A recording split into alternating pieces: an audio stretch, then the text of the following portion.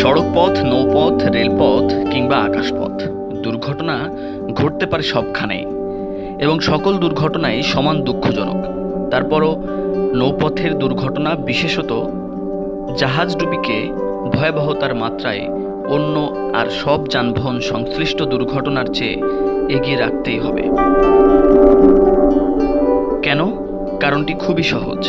একটি যাত্রীবাহী জাহাজের ধারণ ক্ষমতা কিন্তু অনেক ক্ষেত্রেই উড়োজাহাজ, রেলগাড়ি কিংবা সড়ক পথে চলা যে কোনো যানের চেয়ে বেশি হয়।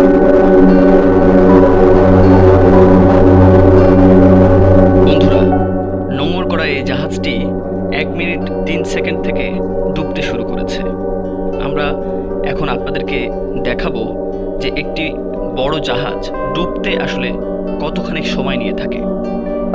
এই জাহাজটি মূলত সাগরে নোঙর করা ছিল, অর্থাৎ স্বাভাবিকভাবেই সেটি অবস্থান করছিল, কিন্তু অজানা কোনো কারণে জাহাজটি হঠাৎই ডুবতে শুরু করে, যেটি উপর থেকে হেলিকপ্টারে করে ভিডিও ধারণ করা হয়েছে।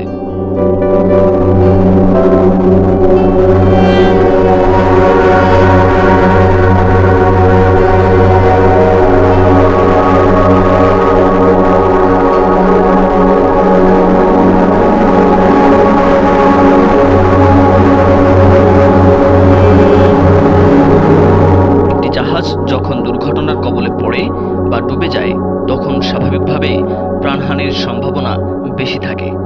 আর প্রাণহানি যে দুর্ঘটনায় বেশি হয়, মর্মান্তিকও কি সেটি বেশি হয় না?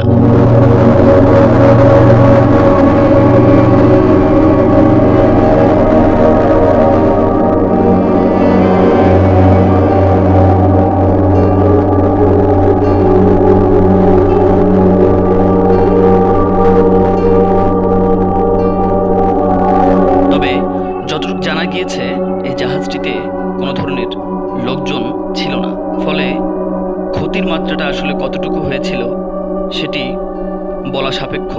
তবে সাধারণ মানুষ বা নাবিক বা অন্যান্য যে কোনো কর্মকর্তা যে এখানে তাদের প্রাণহানি হয়েছিল না সেটি নিশ্চিত।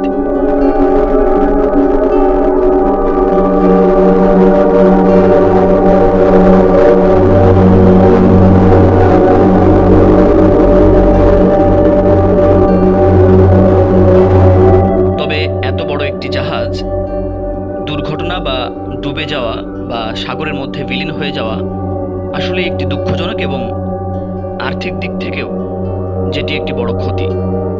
সেই হিসেবে বলাই যায় যে এত বড় একটি জাহাজ ডুবে যাওয়া আর্থিকভাবে ক্ষতিকর।